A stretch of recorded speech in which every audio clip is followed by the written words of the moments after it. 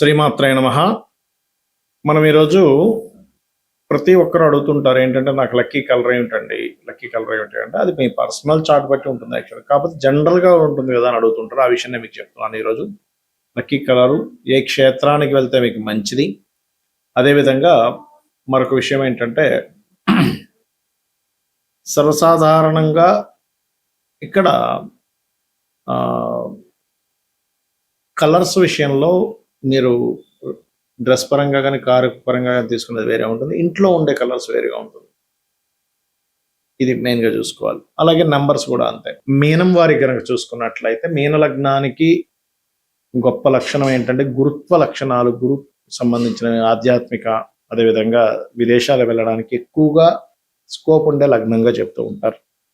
మరి మీ లగ్నానికి లగ్నంలో పుట్టిన మీన రాశిలో పుట్టినా కూడా మీకు లక్కీ నంబర్స్ ఏంటి, లక్కీ కలర్స్ ఏంటి, లక్కీ డే మనకి ఏ క్షేత్రానికి వెళ్ళాలి, అసలు ఇంట్లో వేసుకునే కలర్స్ ఎలాంటి కలర్స్ వేసుకుంటే అద్భుతంగా ఉంటుంది అనేటువంటి ముఖ్యమైనటువంటి అంశాలు చెప్తుంది. అయినప్పటికీ చెప్పిస్తుంది సాక్షాత్ లలిత అమ్మవారిగా భావిస్తూ, ఆ లలితాంబిక అమ్మవారి యొక్క అనుగ్రహం మీకు పరిపూర్ణంగా కలగాలని మనస్ఫూర్తిగా కోరుకుంటూ, ఇక్కడ గమనించుకున్నట్లయితే మీనము వారికి లగ్నాధిపతి గురువు, పంచమాధిపతి చంద్రుడు, భాగ్యాధిపతి కుజుడవుతాడు. కాబట్టి cream, yellow, golden colours and white colours and ముదురు రెడ్ కలర్స్ మంచిది చెప్పాలంటే.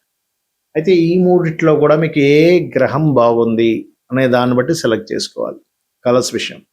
నెంబర్స్ విషయం దగ్గరికి వచ్చేసరికి సర్వసాధారణంగా 2, 3, 9 నెంబర్స్ లక్కీ నెంబర్స్ అవుతాయి. అయితే దీంతో పాటు మీరు మీ యొక్క బర్త్ అండ్ డెస్టినీ నెంబర్లో, అంటే పలానా నెంబర్లో పుట్టామని కదా, పలానా డెస్టినీ నెంబర్ అయిందని అంటుంటాం కదా, వాటిల్లో బర్త్ నెంబర్ అండ్ డెస్టినీ నెంబర్స్కి ఎవరు ఫ్రెండ్స్ అవుతారు, మీ ఏజ్ని క్యాలిక్యులేట్ చేసుకొని, అంటే మీకు 30 years దాటాయి అప్పుడు డెస్టినీ నెంబర్ మీద ఎక్కువగా వెళ్ళండి, 30 లోపల బర్త్ నెంబర్ మీద ఎక్కువగా వెళ్ళండి, లేదా రెండింటికి ఫ్రెండ్లీ నెంబర్ ఏది ఉందో చూసుకొని ఆ ఫ్రెండ్లీ నెంబర్ ఏదైతే ఉందో ఇప్పుడు నడుస్తున్న మహాదశకి కనెక్ట్ అవుతుందా లేదా, ఎట్ ఏ సేమ్ టైం మీరు ఆ పర్టికులర్ నెంబరు యొక్క గ్రహం ఎలా ఉంది, స్ట్రాంగ్గా ఉందో వీక్గా ఉందో చూసుకొని మీరు సెలెక్ట్ చేసుకుంటే బాగుంటుంది మీకు. అయితే ఈ నెంబర్స్ అనేవి ఫోన్ నెంబర్కి వాడచ్చు, అకౌంట్ నెంబర్స్ వాడచ్చు, మన వెహికల్ 2-wheeler ఆర్ 4-wheelerకి వాడచ్చు. లాస్ట్ వచ్చే 4 digits చూసుకొని మొత్తం క్యాలిక్యులేషన్ చేయాల్సిన అవసరం లేదు, చేయొచ్చు అది కూడా, but 4 digits is most important. అదేవిధంగా మరొక విషయం ఏంటంటే, ఏదైనా ప్లాట్ తీసుకున్నాం ఆ నెంబర్స్కి వాడచ్చు. అదేవిధంగా మీరు ఏదైనా క్షేత్రానికి వెళ్ళాలి, అసలు ఏ క్షేత్రానికి వెళ్తే బాగుంటుంది, సుబ్రహ్మణ్యేశ్వర స్వామి క్షేత్రాలు, ఇప్పుడు మోపిదేవి ఉంది, మోపిదేవి, లేకపోతే మనకి స్కంద క్షేత్రాలు ఉంటాయి, అక్కడికి వెళ్ళడం చేస్తూ ఉండండి, చాలా బాగుంటుంది. మరియు అన్నదానం చేయడము, మరియు అదేవిధంగా శ్రీమాత్రే నమః అనే మంత్ర సాధన చేయడము చాలా చాలా చాలా బాగా కలిసి వస్తుంది. అయితే మీరు ఎప్పుడైనా సరే ఒక క్షేత్రానికి వెళ్ళినప్పుడు కూడా అక్కడ ఏం చేయాలనేది కూడా వీడియో ఎండింగ్ వరకు చెప్పాను, వింటే కనుక మీకు చాలా చక్కటి ఫలితాలు ఉంటాయి. ఈ కలర్స్ విషయంలో కానివ్వండి, ఈ యొక్క నెంబర్స్ విషయంలో కానివ్వండి, ముందు మనం నెంబర్స్ విషయం చూసుకుంటే ఒక క్లారిటీ ఏంటంటే, ఒక్కొక్కసారి ప్రతి జాతకంలోని కూడా మనం లగ్న పంచమ భాగ్యాధిపతులు శుభంగా ఉండాలని రూల్ లేదు. ప్రతిసారి అంటే అందరి జాతకాల్లో బాగుండాలని రూల్ లేదు, లగ్న పంచమ భాగ్యాధిపతులు కూడా పాడవుతుంటారు. అప్పుడు మనం ఏం చేయాలంటే డేట్ ఆఫ్ బర్త్ తీసుకొని దాన్ని 2గా విభజించాలంటే బర్త్ నెంబర్, డెస్టినీ నెంబర్. మీరు ఉదాహరణకి 1లో పుట్టారు, 30 years లోపలైతే 1కు ఉన్నటువంటి నెంబర్ ఏదైతే ఉందో దానికి ఇచ్చే ఫ్రెండ్లీ నెంబర్స్ లక్కీ నెంబర్స్గా తీసుకోవచ్చు. 30 years దాటింది, డెస్టినీ నెంబర్ అంటే డేట్ని, మంత్ని, ఇయర్ని కూడితే వచ్చినటువంటి దాన్ని డెస్టినీ నెంబర్ అంటారు, దాన్ని తీసుకోవచ్చు.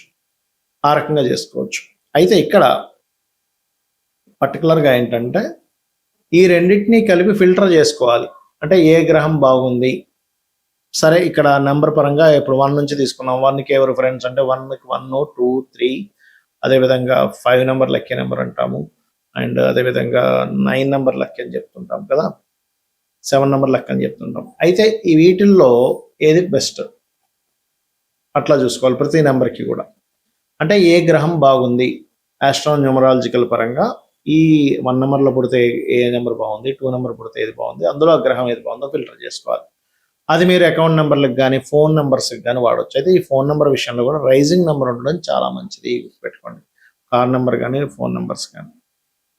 సమ్ టైమ్స్ మీరు అబ్జర్వ్ చేస్తే కనుక ఈ కార్ కలర్స్ విషయంలో కూడా ఇందాక మనం చెప్పుకున్నాం, మేష లగ్నానికి అయితే కుజుడు శుభుడు రెడ్ తీసుకోవచ్చు, లేదా ఆరెంజ్ తీసుకోవచ్చు, లేదా వృషభ లగ్నానికి అయితే శుక్రుడు శుభుడు అవుతాడు, అదేవిధంగా బుధుడు శుభుడు అవుతాడు, అండ్ శని శుభుడు అవుతాడు అని. అయితే ఇక్కడ ఏంటి, ఇప్పుడు వృషభ లగ్నానికే తీసుకుందాం. శని శుభుడు బికాజ్ ఆఫ్ భాగ్య అండ్ దశమాధిపతి, ఒక రకంగా కొంత బాధకుడు కూడా అవుతాడు, కానీ శుభుడు కూడా అవుతాడు. మరి ఇలా అయినప్పుడు బ్లూ కలర్ వాడొచ్చా అంటే, శని కనుక మీకు బాగుంటే వాడొచ్చండి. శని పాడైపోయాడు మీ పర్సనల్ చార్ట్లో, అంటే పాపకత్తెరలో పడ్డాడు, పాపగ్రహాల మధ్యన పడ్డాడు, అప్పుడు మీరు యూజ్ చేయకూడదు ఆ కలర్ని.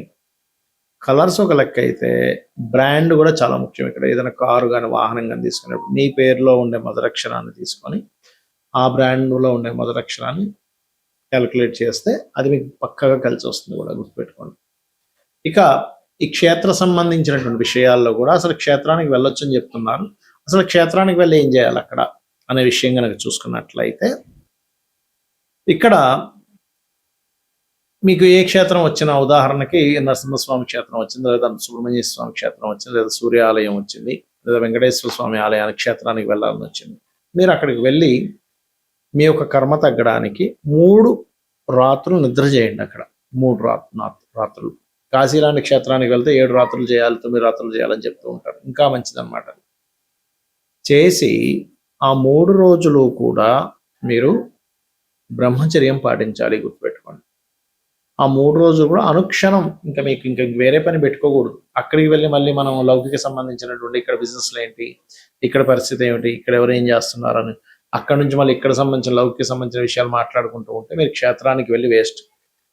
అక్కడికి వెళ్ళామా ఇంకా మొత్తం అన్ని క్లోజ్ చేసి పడేసి ఆ దేవత సంబంధించిన దాంట్లోనే ఉండాలి. ఎందుకు అంటే మీ యొక్క కర్మని తగ్గించేటువంటి ఎనర్జీస్ క్షేత్రాలకు ఉంటాయి, కాబట్టి అక్కడికి వెళ్ళొచ్చేయండి. వచ్చిన తర్వాత కావాలంటే మీ లౌకిక సంబంధించిన దాంట్లో లేదు, అర్జెన్సీ ఉంది, దట్ ఈస్ డిఫరెంట్ కేస్.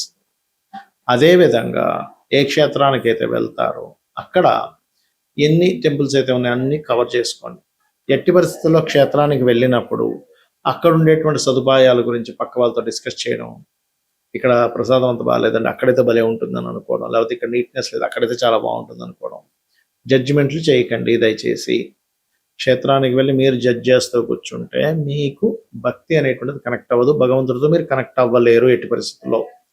కాబట్టి ఇలాంటి మిస్టేక్స్ అస్సలు చేయకండి. ఎందుకంటే చాలా మంది అంటుంటారు, ఏమంటే మేము కాశీకి వెళ్ళాము, కంచికామాక్షి వెళ్ళాము, తిరుపతికి వెళ్ళాము, ఏంటో మాకు పనులు అవ్వట్లేదు.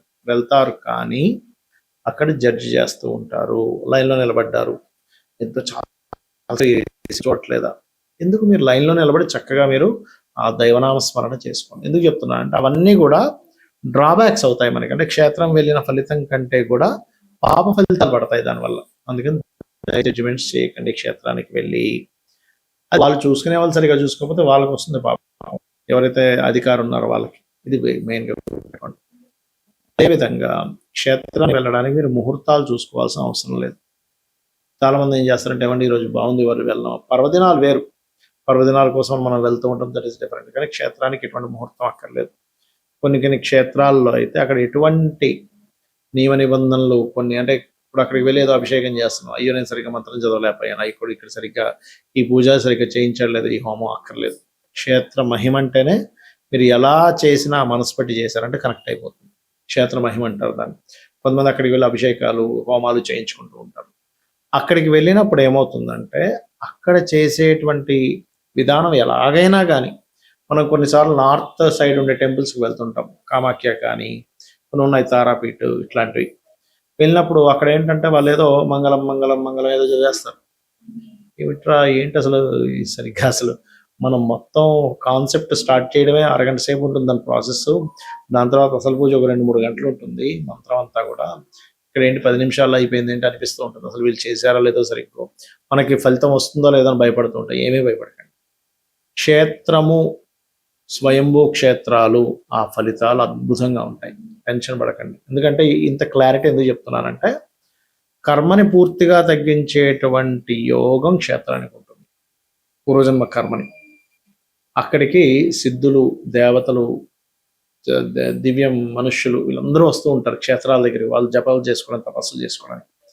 మనం ఏదైతే తపన పడుతూ అక్కడికి వెళ్ళామో, అయ్యో నాకు ఫలానా సంతానం లేదనో, లేకపోతే వివాహం అవ్వట్లేదనో, సెటిల్ అవ్వలేదనో, ఇదంతా తపన పడుతూ వెళ్తే అక్కడ ఎంత నమ్మకంగా ఉంటే, అయ్యో స్వామివారు నమ్ముకున్నాడు కదా భక్తులని చెప్పి వాళ్ళు కూడా అనుగ్రహిస్తారన్నమాట. కాబట్టి ఇవి చేయండి, అన్ని విధాలా మీకు బాగుంటుంది. శ్రీమాత్రే నమః.